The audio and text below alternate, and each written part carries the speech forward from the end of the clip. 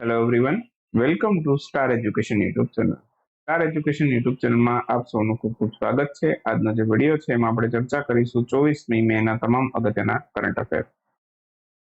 સૌથી પહેલા એક ક્વેશ્ચન તમારા માટે છે, પ્રશ્નનો જવાબ લખવાનો છે કોમેન્ટ બોક્સની અંદર. તો આજનો પ્રશ્ન તમારા માટે છે, હાલમાં જ ભારતના કયા મંત્રાલય દ્વારા મેરી લાઈફ મેરા સ્વચ્છ શહેર અભિયાન શરૂ કરવામાં આવ્યું છે? તો ક્વેશ્ચનનો આન્સર લખવાનો પ્રયાસ કરવાનો છે, સાથે જેટલું પણ યાદ આવે એટલું લખવાનો પ્રયાસ કરવાનો છે. જેમ કે લાઈફનું ફૂલ ફોર્મ જે પણ યાદ આવે એ બધું લખવાનો પ્રયાસ કરવાનો. ચાલો શરૂ કરીએ આજના 24 મેના કરંટ અફેર. સૌથી પહેલો ક્વેશ્ચન આજના વિડીયોમાં, હાલમાં જળ જીવન મિશન અંતર્ગત સંપૂર્ણ ભારતમાં ગ્રામીણ પરિવારોમાં કુલ 12 કરોડ નળ સે જળ કનેક્શન છે પ્રદાન કરવામાં આવ્યા છે? તો ક્વેશ્ચન એવો છે કે આ જળ જીવન મિશન છે એની શરૂઆત કયા વર્ષે કરવામાં આવેલી છે? તો જળ જીવન મિશન અંતર્ગત આ કુલ 12 કરોડ પરિવારો છે એને નળથી જલ કનેક્શન પ્રદાન કરવામાં આવ્યા છે. અને આ જળ જીવન મિશન છે એની શરૂઆત થઈ છે 2019માં. 2019માં આ મિશનની શરૂઆત થઈ. આ મિશન કયા મંત્રાલય અંતર્ગત કાર્ય કરે છે એવું પણ પૂછે, તો જળ શક્તિ મંત્રાલય અંતર્ગત આ મિશન શરૂ કરવામાં આવ્યું હતું અને 2019માં આ મિશન શરૂ થયું હતું. મિશન 2019માં શરૂ થયું હતું અને જળ શક્તિ મંત્રાલય જે છે એની રચના પણ 2019માં થઈ હતી. એની પહેલા 2019 પહેલા જળ શક્તિ મંત્રાલય નામથી કોઈ મંત્રાલય નહોતું. ઓકે, બાકી અહીંયા જળ જીવન મિશન અંતર્ગત છે આપણે તમામ ગામના જે ઘર છે એમાં નળ મારફત જળ પહોંચાડવાનો જે લક્ષ્યાંક છે એ કયા વર્ષ સુધીમાં પૂર્ણ કરવાનો છે? 2024 સુધીમાં. આવનારા 1 વર્ષ સુધીમાં આપણે જેટલા પણ ભારતના ગામ છે એ તમામ ગામમાં પીવાનું પાણી નળ મારફત પહોંચાડવા માટે 2024નો લક્ષ્યાંક ભારત સરકારે રાખ્યો છે. યોજના 2019માં શરૂ થઈ હતી. ઓકે, અને બાકી વાત કરીએ તો ભારતનું સૌ પ્રથમ રાજ્ય કે જે હર ઘર જળ બન્યું હોય, એટલે કે એને 100% ઘરોમાં હર ઘર જલ છે પહોંચાડી દીધું છે, પીવાનું પાણી નળ મારફત પહોંચાડી દીધું છે. તો એ રાજ્ય છે ગોવા. સૌથી પહેલું ભારતનું રાજ્ય બન્યું હતું ગોવા. એના પછી બીજું રાજ્ય બન્યું તેલંગાણા, જેણે 100% લક્ષ્યાંક હાસિલ કર્યો. ત્રીજું બન્યું હરિયાણા અને ચોથું બન્યું આપણું ગુજરાત. ઓકે, આ 4 રાજ્યએ 100% લક્ષ્યાંક હાસિલ કરી લીધો છે. સૌથી પહેલું કેન્દ્ર શાસિત કયું એવું પૂછે તો દાદરા નગર હવેલી હતું. ઓકે, અને બાકી બીજા ક્રમે અંદમાન નિકોબાર અને પુડુચેરી બીજા ક્રમે. આટલા પોઈન્ટ આમાંથી તમે યાદ રાખશો. એના પછી વિંગ્સ ઇન્ડિયા 2024નું આયોજન ભારતના કયા શહેરમાં થયું છે? વિંગ્સ ઇન્ડિયા 2024 આ હૈદરાબાદમાં આયોજન થયું છે, તો ઓપ્શન ડી આપણો આન્સર થશે. વિંગ્સ ઇન્ડિયા 2024નું આયોજન તેલંગાણાના હૈદરાબાદ ખાતે કરવામાં આવેલું છે. અને હૈદરાબાદમાં કઈ જગ્યાએ? તો કે બેગમપેટ એરપોર્ટ ખાતે આનું આયોજન થયું છે. આનું આયોજન કોણ કરે છે? એક તો ભારતનું નાગરિક ઉડ્ડયન મંત્રાલય.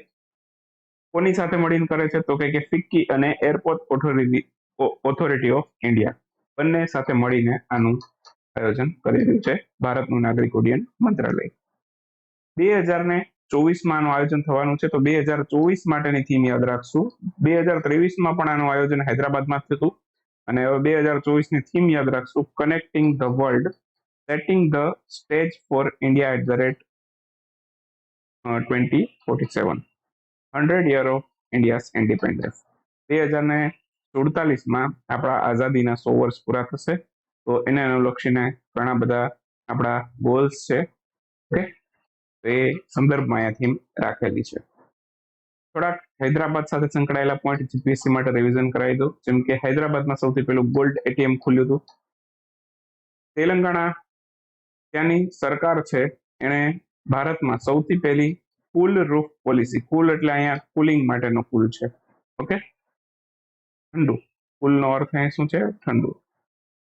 તો કુલ રૂફ પોલિસી રાજ્યની અંદર લાગુ કરી છે, જેના અંતર્ગત છત છે, છતની જે દિવાલ છે એના ઉપર એવું પેઇન્ટ કરવામાં આવશે જેથી અંદરના ભાગમાં રૂમમાં ઠંડક રહે, 1 થી 2 ડિગ્રી જેટલી ઠંડક રહે. એ ટાઈપની પોલિસી તેલંગાણાની સરકારે લાગુ કરી છે. અમેરિકા છે એને તેલંગાણાના હૈદરાબાદમાં આવેલું પેગા ટોમ્સ છે એના જીર્ણોદ્ધાર માટે $2.5 લાખ અનુદાન આપેલું છે, એ પણ અગત્યનો પોઈન્ટ છે. અને બાયો એશિયા સમિટનું આયોજન તેલંગાણાના હૈદરાબાદમાં થયું હતું, જેમાં પાર્ટનર કન્ટ્રી UK હતું. તો એટલા અગત્યના પોઈન્ટ હૈદરાબાદ વિશે યાદ રાખજો. એના પછીનો ક્વેશ્ચન, હાલમાં જ નીચેનામાંથી કયા રાજ્યની સરકારે મુખ્યમંત્રી શીખો કમાઓ યોજનાને મંજૂરી આપી છે? તો આ યોજના છે એ હાલમાં જ મધ્યપ્રદેશની સરકારે શરૂ કરી છે, અને આના અંતર્ગત 1 લાખ યુવાનો છે એને ત્યાં મધ્યપ્રદેશ સરકાર ટ્રેનિંગ આપશે. ટ્રેનિંગ તો આપશે, સાથે સાથે 8,000 થી 10,000 સુધીનું સ્ટાઇપન્ડ પણ આપશે. એમાઉન્ટ કઈ રીતે નક્કી કરશે? માની લો કે કોઈ 12 પાસ છે તો 8,000 આપશે.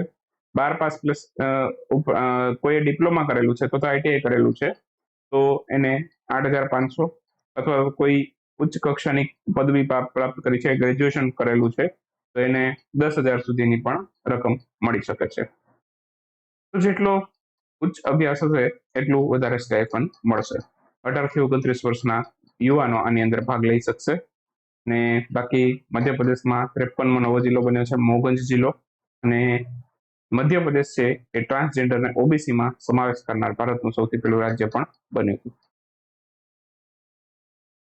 સાગર પરિક્રમા યાત્રા 5મું ચરણ આનું શરૂ થઈ ગયું છે. ક્યાંથી શરૂ થયું? ક્વેશ્ચન એવો પણ આવે તો મહારાષ્ટ્રના રાયગઢ ખાતેથી આ સાગર પરિક્રમાનું 5મું ચરણ છે એ શરૂ કરવામાં આવ્યું છે. ક્વેશ્ચન એવો છે કે આ કયા મંત્રાલય અંતર્ગતની એક પહેલ છે? સાગર પરિક્રમા. સાગર પરિક્રમા છે એ મત્સ્ય પશુપાલન અને ડેરી મંત્રાલયની એક પહેલ છે. આન્સર આવશે મત્સ્ય પશુપાલન અને ડેરી મંત્રાલય. હાલમાં જ સાગર પરિક્રમા યાત્રા છે 5મું ચરણ મહારાષ્ટ્રના રાયગઢથી શરૂ થયું હતું. મત્સ્ય પશુપાલન ડેરી મંત્રાલયની આ એક પહેલ છે. બાકીના જે 4 સાગર પરિક્રમા છે એની પણ વાત કરી દઉં. અત્યારે આ 5મું ચાલે છે. જૂના 4માંથી પણ ક્વેશ્ચન આવી શકે. પહેલું ક્યાં હતું, બીજું ક્યાં હતું, વિધાન આપી શકે છે GPSCમાં. તો એ માટે આપણને અગાઉના 4 પણ ખબર હોવી જોઈએ. જેમ કે જે લાસ્ટ ચોથું થયું હતું કર્ણાટકના ઉડુપી, દક્ષિણ કન્નડ અને ઉત્તર કન્નડ જિલ્લામાં. તો આ ચોથું સાગર પરિક્રમા કર્ણાટકમાં થયું હતું. એની પહેલાનું ત્રીજું જે છે એ ગુજરાતના સુરત ખાતેથી કરવામાં આવ્યું હતું. સૌથી પહેલો તબક્કો જે છે એ ક્યાંથી શરૂ થયો હતો? ગુજરાતના માંડવી ખાતેથી શરૂ થયો હતો અને પોરબંદર પાસે આ સમાપ્ત થયો હતો. સાગર પરિક્રમાનો સૌથી પહેલો તબક્કો માંડવીથી શરૂ થયો, કચ્છના માંડવીથી શરૂ થયો અને પોરબંદર પાસે સમાપ્ત થયો. અને જે બીજું ચરણ છે એ સપ્ટેમ્બર 22માં થયું, સુરતના હજીરા પોર્ટ ખાતે થયું. 2 સુરતમાં થયા, એક માંડવીમાં થયું, એક કર્ણાટકમાં થયું, હવે મહારાષ્ટ્રમાં કર્યું. વર્ષ 2026ના FIFA વર્લ્ડ કપના ઓફિશિયલ લોગોનું હાલમાં ઉદ્ઘાટન થયું છે. આયોજન કયા દેશમાં કરવામાં આવશે? FIFA 2026નો આની પહેલા 2022 વાળો જે FIFA વર્લ્ડ કપ છે ઓકે એની વાત કરી દઉં. પહેલા તો આયોજન ક્યાં થયું? કતારમાં. અને ટાઇટલ કોણે જીત્યું? તો કે આર્જેન્ટિના. ઓકે, આર્જેન્ટિના તેણે ટાઇટલ જીત્યું. હવે 2026ની વાત કરી લઈએ. આનું આયોજન કુલ 3 દેશમાં થવાનું છે. કયા 3 દેશમાં? એક તો અમેરિકા છે, બીજો એનો પાડોશી કેનેડા અને મેક્સિકો. 3 દેશોમાં આનું આયોજન થશે 2026ના FIFA વર્લ્ડ કપ. ઓકે, 22-23નો જે હતો કે એ માત્ર એકલા કતારે કર્યો હતો અને હવે પછી 3 દેશો મળીને આનું આયોજન કરશે. આનું કેમ્પેનનું ટાઇટલ પણ લોન્ચ થઈ ગયું છે. આ VR26 આનું ટાઇટલ છે. બાકી આનું મુખ્ય મથક ફીફાનું ક્યાં છે? સ્વિટ્ઝરલેન્ડના ઝુરિચ શહેરમાં છે. એ પણ યાદ રાખી દેજો. પૂરું નામ પણ પૂછી શકાય, federation international the football association. આ એનું પૂરું નામ છે ફીફાનું.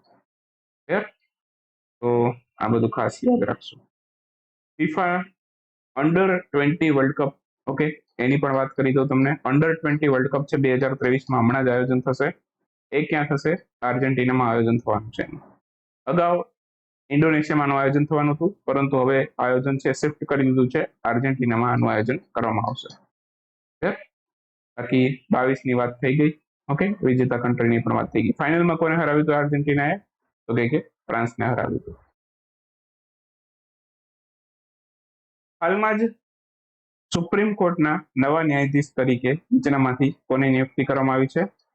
સુપ્રીમ કોર્ટમાં નવા ન્યાયાધીશ. જો ધ્યાન રાખજો, મુખ્ય ન્યાયાધીશ નથી. અહીંયા શબ્દ ખાસ વાંચજો, મુખ્ય ન્યાયાધીશ નથી, ખાલી ન્યાયાધીશ પૂછ્યું છે. સુપ્રીમ કોર્ટમાં કુલ 34 ન્યાયાધીશ હોય, જેમાં 33 ન્યાયાધીશ હોય અને એક મુખ્ય ન્યાયાધીશ હોય, એમ કરીને કુલ 34 ન્યાયાધીશ છે અત્યારે હાલમાં. તો એક નવા ન્યાયાધીશની નિમણૂક થઈ છે. નામ છે એમનું કલપતિ વેંકટરમણ વિશ્વનાથન. ઉતાવળમાં મુખ્ય ન્યાયાધીશ સમજીને ડીવાય ચંદ્રચૂડ ન લખાઈ જાય. અત્યારે મુખ્ય ન્યાયાધીશ કોણ છે? ડીવાય ચંદ્રચૂડ. બરાબર. તો સુપ્રીમ કોર્ટના નવા ન્યાયાધીશ બન્યા છે કલપતિ વેંકટરમણ વિશ્વનાથન. કુલ સંખ્યા સુપ્રીમ કોર્ટની અંદર ન્યાયાધીશની 34 હોય છે, જેમાં 33 ન્યાયાધીશ અને એક મુખ્ય ન્યાયાધીશ હોય છે. હાઈકોર્ટના જે ન્યાયાધીશ છે એની નિવૃત્તિની વય મર્યાદા છે એ 62 વર્ષ હોય છે. સુપ્રીમ કોર્ટના ન્યાયાધીશની વય મર્યાદા છે એ 65 વર્ષ હોય છે. તો સુપ્રીમ કોર્ટમાં 65, હાઈકોર્ટમાં નિવૃત્તિની વય પૂછે તો 62. હાલમાં મુખ્ય ન્યાયાધીશ ડીવાય ચંદ્રચૂડ છે. અને એના પછી કોણ આવવાનું છે? ડીવાય ચંદ્રચૂડ પછી નવેમ્બર 2024માં આપણને સુપ્રીમ કોર્ટના નવા મુખ્ય ન્યાયાધીશ મળશે. કોણ મળશે હું તમને અત્યારથી જ કહી દઉં છું. નવેમ્બર 2024માં ડીવાય ચંદ્રચૂડ પછી છે સંજીવ ખન્ના સુપ્રીમ કોર્ટના મુખ્ય ન્યાયાધીશ બનશે. ક્લિયર? અને 2027માં આપણને ભારતને સૌથી પહેલા મહિલા મુખ્ય ન્યાયાધીશ મળશે. અત્યાર સુધીમાં કોઈ પણ મહિલા મુખ્ય ન્યાયાધીશ નથી. સુપ્રીમ કોર્ટના સૌથી પહેલા મહિલા ન્યાયાધીશ પૂછે તો એ ફાતિમા બીબી છે, પણ એ મુખ્ય ન્યાયાધીશ નથી. બરાબર. જેમ અહીંયા કેમ કલાપતિ વેંકટરામન એક ન્યાયાધીશ તરીકે નિયુક્ત થયા છે 33માંથી, તો એવી રીતે નિયુક્ત થયા છે. સમજાય છે? તો 2027માં આપણને સૌથી પહેલા મહિલા મુખ્ય ન્યાયાધીશ મળશે. એમનું નામ શું છે? બીવી નાગરત્ના. એમને પણ યાદ રાખજો. હાલમાં જ જાહેર થયેલ જાણકારી પ્રમાણે કયું રાજ્ય ભારતનું સૌપ્રથમ ભૌગોલિક સંકેત ધરાવતું રાજ્ય બન્યું છે? સૌથી વધારે ભૌગોલિક સંકેતન કોઈ રાજ્યમાં હોય ભારતમાં તો એ તમિલનાડુમાં થઈ ગયા છે. બીજા ક્રમે ઉત્તર પ્રદેશ છે, ત્રીજા ક્રમે કર્ણાટક છે. ક્લિયર? તો સૌથી વધારે છે તમિલનાડુમાં અત્યારે જીઆઈ ટેગ છે. ઓકે. એના પછી તમિલનાડુની વાત કરું તો કુલ કેટલા પ્રોડક્ટને જીઆઈ ટેગ મળેલા છે? 55 પ્રોડક્ટને જીઆઈ ટેગ મળ્યા છે. ઉત્તર પ્રદેશમાં બીજા નંબરે સૌથી વધારે જીઆઈ ટેગ આવેલા છે, એ લગભગ 48 છે મારા ખ્યાલથી, અને કર્ણાટકમાં 46 છે. ઓકે. તો આટલા પ્રોડક્ટને જીઆઈ ટેગ મળ્યા છે. ઉત્તર પ્રદેશમાં હમણાં જ 3 પ્રોડક્ટને જીઆઈ ટેગ મળ્યા છે. એ 3 પ્રોડક્ટ હું તમને યાદ રખાવી દઉં, અલગથી ક્વેશ્ચન એમસીક્યુ નહીં બનાવું. તો આ 3 પ્રોડક્ટ છે કે જેને જીઆઈ ટેગ મળ્યા છે એનું નામ છે એક તો મેનપુરીની તરકાશી. મેનપુરીની તરકાશી છે એ શું છે? ચાંદી અથવા તો પિત્તળમાંથી કરેલું એક પ્રકારનું નકશીકામ છે. તો એ મેનપુરીની તરકાશી તરીકે ઓળખવામાં આવે છે. મહોબાના ગોરા પથ્થરની નકાશી, જેને સ્ટોન ક્રાફ્ટ કહેવાય છે. ઓકે. તો એ ગોરા સ્ટોન ક્રાફ્ટ તરીકે ઓળખાય છે. એ પણ ઉત્તર પ્રદેશનું છે, એને પણ જીઆઈ ટેગ મળ્યો છે. અને સંબલ હોન ક્રાફ્ટ, એક પ્રકારના શિંગડા ઉપર છે ક્રાફ્ટ કરવામાં આવે તો એને કહેવાય સંબલ હોન ક્રાફ્ટ. એ પણ ઉત્તર પ્રદેશનું છે, એને જીઆઈ ટેગ મળ્યો છે. તો 3 પ્રોડક્ટ છે ઉત્તર પ્રદેશના જેને હાલમાં જીઆઈ ટેગ મળ્યો છે. હાલમાં જ કઈ કંપની 500 કરોડના ખર્ચે 30 એકર જમીનમાં હિમાચલ પ્રદેશ ખાતે ઇથેનોલ પ્લાન્ટ બનાવશે? કંપનીનું નામ છે HPCL, Hindustan petroleum corporation limited. આ કંપની હિમાચલ પ્રદેશમાં ઉનામાં ઇથેનોલ પ્લાન્ટ બનાવશે. 30 એકર જમીન છે, 500 કરોડ રૂપિયાનો ખર્ચ કરશે. ઉપરાંત ભારત સરકારે બલ્ક ડ્રગ પાર્કનું નિર્માણ કર્યું છે, જેમાં હિમાચલનું ઉના, ગુજરાતનું ભરૂચ અને ઈસ્ટ ગોદાવરી, બરાબર, આ ત્રણેય જિલ્લા ખાતે બલ્ક ડ્રગ પાર્કનું નિર્માણ કર્યું છે. ઈસ્ટ ગોદાવરી લગભગ આંધ્રપ્રદેશમાં આવેલું છે. ઓકે. તો આ ત્રણેય જગ્યાએ બલ્ક ડ્રગ પાર્કનું નિર્માણ કર્યું છે, જેમાં હિમાચલનું ઉના, ભરૂચ અને ઈસ્ટ ગોદાવરી ત્રણેયનો સમાવેશ થાય છે. HPCL નું મુખ્ય મથક પૂછી શકે, મહારાષ્ટ્રના મુંબઈમાં છે. સ્વાસ્થ્ય મંત્રાલય દ્વારા 75-25 પહેલ શરૂ કરવામાં આવી છે. કયા રોગની સાથે સંબંધ ધરાવતી પહેલ છે? બહુ જ સરસ ક્વેશ્ચન છે, પરીક્ષામાં પૂછાઈ શકે એવો છે. મારી દ્રષ્ટિએ મોસ્ટ ઇમ્પોર્ટન્ટ ક્વેશ્ચન છે, જીપીએસસી માટે બહુ જ અગત્યનો ક્વેશ્ચન છે. તો આ જે 75-25 પહેલ છે, ઓકે, સ્વાસ્થ્ય મંત્રાલયે શરૂ કરી છે, અને આ હાઈ બ્લડ પ્રેશર અને ડાયાબિટીસ માટે શરૂ કરવામાં આવેલી પહેલ છે. તો સ્વાસ્થ્ય પરિવાર કલ્યાણ મંત્રાલયે 75-25 પહેલ શરૂ કરી છે, જેના અંતર્ગત શું કરશે? 75 મિલિયન દર્દી એટલે કે 7.5 કરોડ દર્દી એને 2025 સુધીમાં ગુણવત્તાયુક્ત સારવાર આપવાનો લક્ષ્યાંક છે. બાકી વિશ્વ ડાયાબિટીસ દિવસ પૂછી શકે, 14 નવેમ્બરે હોય છે. 14 નવેમ્બરે બાલ દિવસ પણ હોય છે, જવાહરલાલ નહેરુની જન્મજયંતિ પણ હોય છે. વર્લ્ડ હાઇપરટેન્શન ડે 17 મે ઉજવાય છે. બે અગત્યના દિવસો છે, બે રોગની સાથેના દિવસો પણ યાદ રાખી લેવાના. સાફ ચેમ્પિયનશિપનું આયોજન ભારતના કયા શહેરમાં થશે? આ બેંગ્લોરમાં થશે. તો આન્સર આવશે ઓપ્શન એ બેંગ્લોર. કર્ણાટકમાં બેંગ્લોરમાં આયોજન થશે. કેટલામું સંસ્કરણ છે? તો કે 14મું સંસ્કરણ છે. લાસ્ટ જે થઈ હતી 2021માં થઈ હતી. ભારતે નેપાળને હરાવીને ટુર્નામેન્ટનું ટાઇટલ જીતેલું. આ દર વર્ષે કુલ 6 દેશો આમાં ભાગ લે. આ વખતે 2 નવા દેશોને ભારતે નિમંત્રણ આપ્યું છે. કયા છે? એક તો લેબનોન છે, બીજું કુવૈત છે. આ 2 દેશો સાફ ચેમ્પિયનશિપમાં નવા જોડાશે. ક્વેશ્ચન પરીક્ષામાં આવે કે સાફ ચેમ્પિયનશિપમાં કયા 2 નવા દેશો જોડાયા? યાદ રાખવાનું લેબનોન અને કુવૈત. વર્લ્ડ સિઝોફ્રેનિયા દિવસ ક્યારે ઉજવાય છે? સિઝોફ્રેનિયા દિવસ આજે છે 24મી મે. બરાબર. તો આજે 24 મે છે. આજે સિઝોફ્રેનિયા દિવસની ઉજવણી કરવામાં. સિઝોફ્રેનિયા શું છે? એક પ્રકારની મગજની બીમારી છે જેમાં કાલ્પનિક પાત્ર દેખાય વ્યક્તિને. કહીએ છીએ ને કે મને આ ફલાણો વ્યક્તિ દેખાય, ભૂત દેખાય, આ બધું કહીએ છીએ ને, એક પ્રકારની મગજની બીમારી કહેવાય. તો એને કહેવાય સિઝોફ્રેનિયા. બરાબર. તો કોઈ તમને એમ કહે કે મને આ ફલાણો ફલાણો દેખાય છે, તો કહેવાનું તને સિઝોફ્રેનિયા થયો છે, તો કોઈક મગજના ડોક્ટરને બતાવો. બરાબર. તો આ વિશ્વ સિઝોફ્રેનિયા દિવસ માટે 24મી મે ના રોજ આના પ્રત્યે, આ રોગ પ્રત્યે જાગૃતતા ફેલાવવા માટે આ દિવસ ઉજવાય છે. બરાબર. એક પ્રકારની મગજની બીમારી છે જેમાં દર્દીને કોઈક કાલ્પનિક પાત્ર દેખાય. કોમનવેલ્થ ડે ક્યારે ઉજવાય? આ પણ 24 મે આજે છે કોમનવેલ્થ ડે. તો 24મી મે 1819માં વિક્ટોરિયાના રાણી વિક્ટોરિયા એમનો જન્મદિવસ છે, તેની યાદમાં કોમનવેલ્થ ડે ઉજવીએ છીએ. કોમનવેલ્થ દેશોની અંદર કુલ 54 દેશોનો સમાવેશ થાય છે. ઓકે. અને ભારત પણ એક કોમનવેલ્થ દેશનો સભ્ય છે. થોડાક અગત્યના વનલાઇનર ક્વેશ્ચનનો અભ્યાસ કરી લઈએ. જેમ કે હાલમાં જ કયા રાજ્યની સરકારે સડકોને ખાડા મુક્ત કરવા માટે પેજ રિપોર્ટિંગ નામની એક એપ્લિકેશન લોન્ચ કરી છે? એક પેજનો અર્થ એવું જ થાય ખાડો. તો પેજ રિપોર્ટિંગ, પેજ માટે જે આપણો ખાડો છે એના માટે રિપોર્ટિંગ કરો, એ માટે એક એપ્લિકેશન વિકસિત કરી છે ઉત્તરાખંડની સરકારે. તો આન્સર આવશે Uttarakhand. World economic situation and prospect report midyear update કોના દ્વારા જાહેર કરવામાં આવી છે? તો આ રિપોર્ટ છે એની મીડિયર અપડેટ છે એ જાહેર કરી છે યુએન ડેસાએ. યુએન ડેસાનું પૂરું નામ પૂછી શકે, United Nations department of economic social affair. Okay. રિપોર્ટમાં 2023 માટે ભારતના જીડીપીનું અનુમાન લગાડેલું છે. 2023 માટે ભારતનો જીડીપી 5.8% રહેશે, 24 માટે 6.7% રહેશે. ખાસ યાદ રાખજો. બાકી તમને આમાં જ્યારે ઓપ્શન આપશે ને કે આ રિપોર્ટ કોને બહાર પાડ્યો, પેલું વર્લ્ડ ઇકોનોમિક ફોરમ જ લખશે. બરાબર. ધ્યાન રાખજો. યુએન ડેસાએ કર્યો છે. મીડિયર અપડેટ કોણે આપી છે? યુએન ડેસાએ. કર્ણાટક હાલમાં જ કેન્દ્ર સરકાર એમણે સહકારી ક્ષેત્રમાં કુલ કેટલા નવા ફાર્મ પ્રોડ્યુસર ઓર્ગેનાઇઝેશન બનાવવાનો નિર્ણય કર્યો છે? તો 1100 ફાર્મ પ્રોડ્યુસર ઓર્ગેનાઇઝેશન ભારત સરકાર બનાવશે. હાલમાં જ કયા રાજ્યની સરકારે કૌશલ્ય વિકાસ મિશન અંતર્ગત છે 5G ટેકનોલોજી ટ્રેનિંગ પ્રોગ્રામ શરૂ કર્યો છે? તો આ ઉત્તર પ્રદેશ સરકારે શરૂ કર્યો છે. આ સાથે વિડીયો સમાપ્ત કરીએ. કરંટ અફેરનો કોર્સ લઈ શકો છો. 599 રૂપીસ પ્રાઇસ છે. CA100 કોડ છે. ઓકે. થોડાક દિવસો સુધી વેલિડ રહેશે, લગભગ 1 થી 2 દિવસ સુધી વેલિડ રહેશે હવે. બરાબર. એક્સ્ટ્રા ડિસ્કાઉન્ટ મળશે આ કોડથી, અને ત્યાર પછી આપણી પ્રાઇસ છે 599 રૂપીસ સ્ટેબલ રહેશે. એક્સ્ટ્રા ડિસ્કાઉન્ટ બંધ થઈ જશે. તો જેમને પણ એક્સ્ટ્રા ડિસ્કાઉન્ટ લેવું છે વહેલી તકે લઈ લે, પછી આ ડિસ્કાઉન્ટ બંધ થઈ જવાનું છે આવનારા 1-2 દિવસ પછી. તો પછી આપણી રેગ્યુલર પ્રાઇસ લાગુ રહેશે 599 રૂપીસ 1 યર માટે. તો સમાપ્ત કરીએ અહીંયા આપણો આજનો વિડીયો. મળીએ નેક્સ્ટ વિડીયોમાં નવા ટોપિક સાથે. ત્યાં સુધી રજા લઈએ. આવજો. Bye bye. Good night. શુભરાત્રી. Thank you four